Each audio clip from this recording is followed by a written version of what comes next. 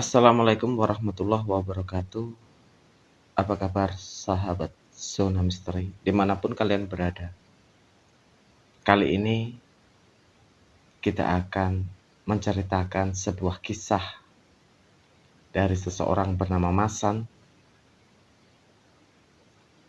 yang menuturkan kepada Zona Misteri bagaimana perjalanan hidupnya untuk dapat dikatakan sebagai orang yang sakti mandraguna, ya, orang yang sakti mandraguna teman-teman semuanya. Sehingga dia melakukan banyak ritual untuk mendatangkan atau mendapatkan sebuah kekuatan gaib. Dan setelah dia mendapatkan banyak hal dari ilmu gaib yang dia miliki, yang terjadi apa? Ternyata semuanya itu sia-sia. Dan sebuah rangkuman perjalanan panjang yang menyebabkan Masan ini menyesal. Bagaimana kisah Masan yang selengkapnya? Terus ikuti Zona Misteri sampai akhir cerita.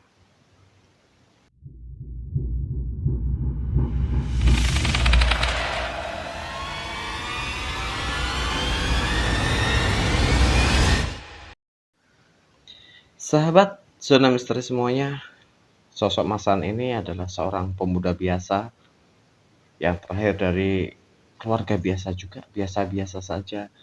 Tapi entah kenapa, ketika dia masih duduk di bangku SMP, dia merasakan sebuah ketertarikan terhadap sesuatu hal yang bersifat gaib atau metafisika. Ketika ditanya apa alasannya untuk mempelajari hal-hal yang seperti itu, dia pun tidak bisa menjawab secara gamblang. Dia hanya menuturkan ada desakan dari dalam dirinya untuk belajar yang namanya ilmu gaib. Akhirnya dia tidak kuasa lagi untuk menahan hasrat yang dalam dirinya itu. Dia memilih untuk bergabung dalam sebuah ekstrakurikuler pada saat itu, ya, pencak silat. Dan di dalam perguruan atau organisasi pencak silat itu, dia menempa tubuhnya, betul-betul menempa tubuhnya. Dia serius dalam mengikuti semua pelajaran di ekstrakurikuler itu. Dan sampai akhirnya dia mendapatkan kesempatan untuk yang namanya pengisian. Ya, pengisian ini adalah pengisian tenaga dalam, ya. Kalau di sebuah perguruan pencaksilat itu sebuah hal yang wajar dan lumrah. Dan Masan ini selalu mengikuti tahapan-tahapan seperti itu. Mulai tahap pertama, dia merasa ingin untuk lebih dan lebih dan lebih lagi. Sehingga di luar kegiatan ekstrakurikuler yang diadakan oleh sekolahnya, dia pun mengikuti perguruan-perguruan tenaga dalam yang lain. Kehidupannya dipenuhi oleh banyak sekali ritual-ritual seperti puasa mutih dan lain sebagainya, hanya untuk mendapatkan sebuah kekuatan gaib yang membuat dirinya kuat. Beranjak remaja, ketika memasuki bangku sekolah SMA, kegilaan Masan ini semakin menjadi-jadi teman-teman semuanya. Semakin menjadi-jadi, selalu mengikuti kemana sebuah perguruan atau sebuah padepokan yang menggelar yang namanya pengisian tenaga dalam. baik itu secara privat maupun secara massal. Bahkan tidak tanggung-tanggung, tidak hanya dalam kotanya saja. Di luar kota pun ketika dia mendengar ada seorang guru, seorang kiai atau seorang eh, master perguruan, dia selalu datang hanya untuk menebus yang namanya pengisian tenaga dalam itu. Sampai segitunya mempunyai sebuah keinginan yang besar untuk mendapatkan sebuah kekuatan yang namanya tenaga dalam. Nah, singkat cerita, Masan ini merasa dirinya kuat, merasa dirinya hebat. Ada sedikit perasaan sombong dalam tubuhnya. Karakter Masan yang tenang tiba-tiba berubah menjadi brutal. Pada saat itu berantem, berkelahi bukan hal yang asing bagi dia. Karena dia selalu ingin mengetes bagaimana kekuatan tubuhnya baik secara fisik maupun secara non-fisik, metafisika. Dan tiba saatnya ketika dia menemukan seorang lawan yang mungkin lawan yang tangguh dalam hal bela diri ya. Dalam perkelahian itu Masan kalah. Dia harus menerima beberapa jahitan lah di wajah, bibir, dan beberapa bagian tubuh yang lain. Kalah telak. Apakah ini membuat dia menjadi sadar? Ternyata malah tambah menggila teman-teman semuanya. Dia tidak hanya berguru pada master, kiai, atau itu namanya pelatih-pelatih atau guru-guru yang mumpuni di perguruan atau di padepokan-padepokan. Dia sudah mulai merambah yang namanya ilmu gaib, kebatinan. Yang disasar sekarang adalah guru-guru kebatinan, teman-teman semuanya. Mulai dengan versi kejawen ada. Entah berapa banyak kiai atau mungkin dukun dan paranormal yang dia datangi hanya untuk mengasah kebatinannya. Berjalan di pelosok-pelosok pedesaan mencari seorang dukun hebat atau ahli kejawen yang hebat itu tidak menjadi masalah bagi dia. Dan sampai akhirnya dia mendapatkan seorang guru spiritual dalam hal ilmu kejawen. Di sini dia tertarik. Mulai bergeser antara kekuatan gaib untuk bertarung dengan kekuatan gaib versi kebatinan. Apa itu namanya kita nggak tahu sebenarnya itu. Ya. Jadi melalui guru spiritual ini dengan versi atau dengan ilmu kejawennya dia merasa lebih tertantang atau lebih tertarik dengan keilmuan seperti ini.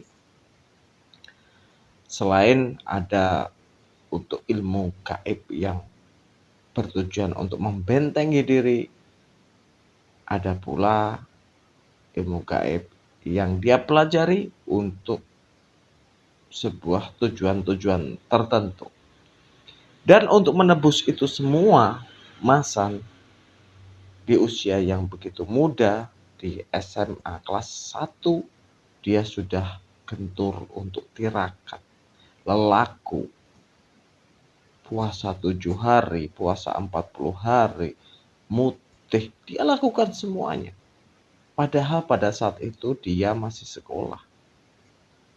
Kegiatannya di sekolahan juga lumayan padat pada saat itu. Tapi dia tetap memaksakan diri untuk melakukan ritual-ritual yang disampaikan atau dianjurkan oleh guru spiritualnya itu, teman-teman semuanya.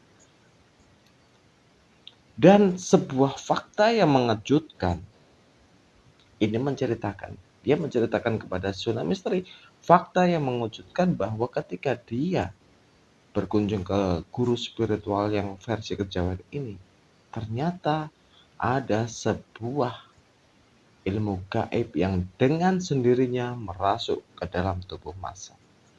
Menurut penerawangannya, guru spiritual ini adalah sebuah ilmu yang sangat-sangat jarang ya, sangat-sangat jarang dikuasai oleh anak atau orang di usia Masan ini. Masan menuturkan bahwa ilmu yang merasuk dalam tubuhnya secara tiba-tiba atau secara langsung tanpa ada ritual-ritual tertentu itu bernama Aji Bolosewu. Dan menurut penerawangan guru spiritualnya, Masan dikelilingi oleh ratusan jin yang siap membantu apapun keinginannya dia. Tapi ada efek yang harus diterima Masan ketika dia menggunakan ilmu ini, teman-teman semua. Guru spiritualnya sudah mengatakan, ilmu ini harus dilepas. Karena kalau tidak, yang pertama adalah sekolah atau pelajaran atau ilmu-ilmu yang berhubungan dengan dunia fisika, dia akan gagal. Dan yang kedua, rezeki yang diterima oleh Masan akan dibagi dengan jin-jin yang mengikutinya. Ini adalah karakter dasar Bolosewu terhadap orang yang memiliki ilmu ini. Ya, itu cerita dari Masan ketika dia ditegur oleh gurunya. Tapi Masan tidak percaya begitu saja. Logika dan nalarnya masih berjalan. Dalam hatinya dia berkata, aku nggak percaya. Karena prestasiku di sekolah juga cukup bagus. Keluargaku juga cukup mampu. Bagaimana mungkin hanya dengan ilmu yang seperti ini aku gagal dalam sekolah dan aku pun sulit untuk mendapatkan rezeki ketika mendapatkan ilmu ini. Itu ada dalam benak dan pikiran Masan ketika dia berhadapan dengan gurunya dan gurunya ini menuturkan resiko-resiko yang akan dia dapat.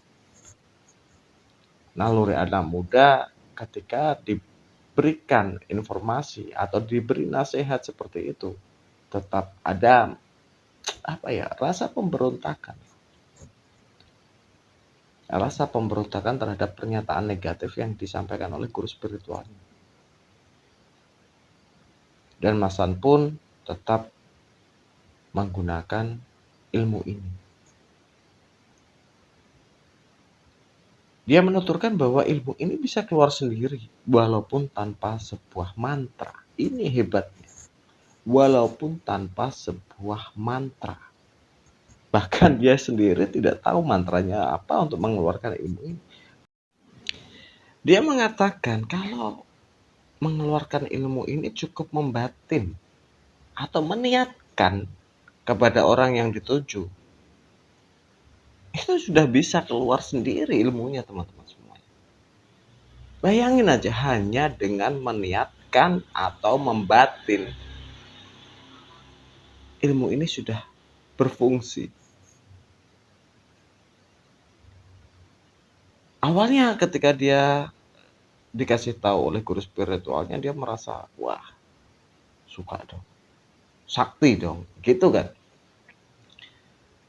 Dan lambat laun memang pengaruh dari ilmu Bolosewu ini betul-betul menguasai dirinya. Dalam pandangan banyak orang, Masan ini orang yang cukup ditakuti atau disegani lah.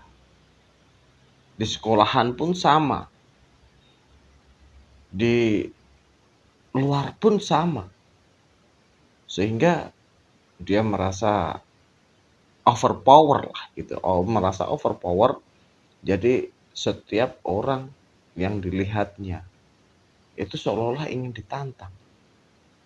Pandangannya begitu tajam, auranya itu begitu pekat, dan orang-orang yang mengenal dia itu memandang Masan itu seperti orang yang bengis, orang-orang yang sadis gitu.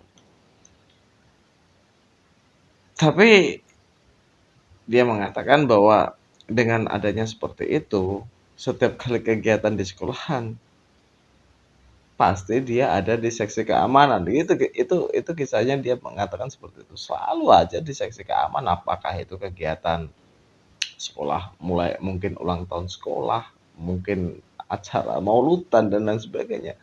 Dia selalu dijadikan seksi keamanan. Padahal teman-teman semuanya, postur atau bentuk tubuh Masan ini bukan orang-orang yang gagah, berotot, gitu enggak. Tubuhnya krempeng, kurus, ya, kurus, krempeng, seperti itulah. Tidak mencerminkan bahwa dia itu betul-betul orang yang kuat, tapi karena auranya itu begitu tajam, orang-orang mulai segan sama dia.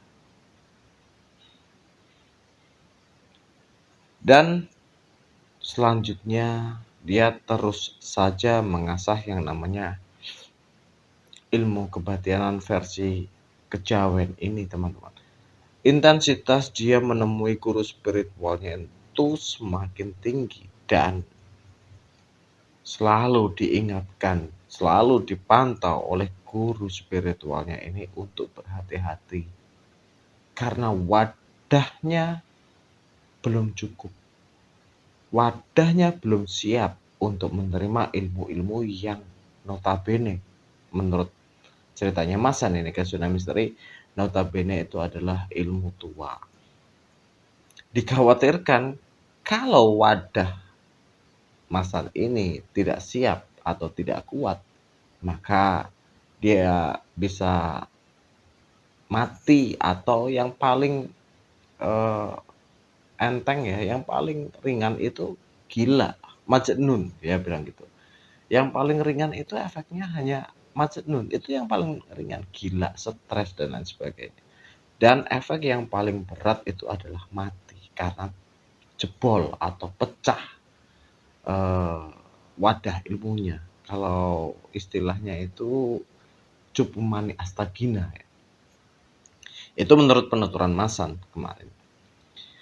Dan sepanjang berguru di guru spiritual versi kejawen itu, Masan menerima atau meminta, selalu meminta ilmu-ilmu yang baru yang versi kejawen. Dan karena Masan ini orang-orang yang orangnya itu ambisius gitu. Dan gurunya sudah terlanjur sayang sama Masan ini karena dianggap berbakat. Sedikit demi sedikit beberapa keilmuan yang dianggap mampu diterima oleh Masan dikasihlah sama gurunya ini. Banyak pengalaman-pengalaman yang diceritakan Masan kepada Tsunami Misteri ketika dia berguru pada guru spiritual versi kejawen ini. Termasuk ketika mereka harus bertarung dengan penunggu atau penghuni beberapa tempat-tempat angker hanya untuk mendapatkan senjata gaib atau sebuah keilmuan gaib atau menaklukkan apa itu. Dan itu membuat Masan sudah mulai merasa lebih nyaman di dunia perkelenikan ini atau perdukunan ini. Singkat cerita, dia pun lulus dari sekolah SMA dan melanjutkan kuliahnya. Lalu apa yang terjadi setelah Masan pergi kuliah? Apakah tetap mencari keilmuan versi kebatinan atau versi kanuragan dan lain sebagainya, atau justru malah hilang semuanya. Ikuti kisah selanjutnya Masan yang terjerat kidung ilmu gaib ini di episode berikutnya. Tetap di sini di Zona Misteri.